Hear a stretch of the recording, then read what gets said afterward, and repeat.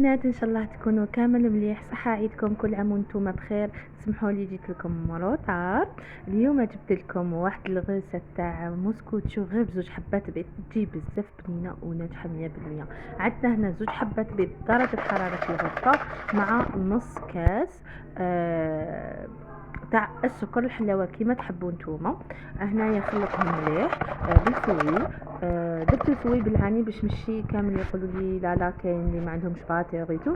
مفيد خلطهم بلاص لهم العطر تاع الشوكولا مادام حديها بالشيكولا، ومن بعد تحط لهم قرصه تاع الملح بيان سور، كاس تاع الحليب يكون دافي، كاس ناقص اصبع تاع الزيت، ونخلط كامل المقادير مع بعض.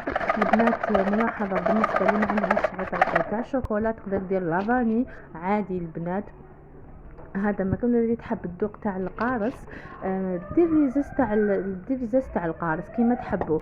وهنا عندي كاس الاول تاع الفارينه، ننصحكم ما ديروش على ضربه هكا. البنات ديروا غير بالعقل، زيدوا الفارينه غير بالعقل، بس كل الفارينه وكيفاش. هنا زوج خميره تاع النواره بالحاره شبه مسراره وهنا قولوا لي البنات في لي كومونتير كيفاش دوزتوا العيد، كيفاش داز عليكم، داز بيان التعب.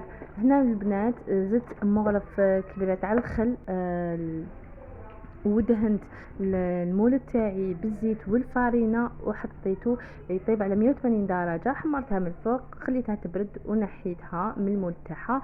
وهنايا دوبت شويه شيكولا، درت فيها شويه حليب شويه تاع زيت باش تعطينا ديك اللمعان، ودرت لي سويغيز كما راكم تشوفوا.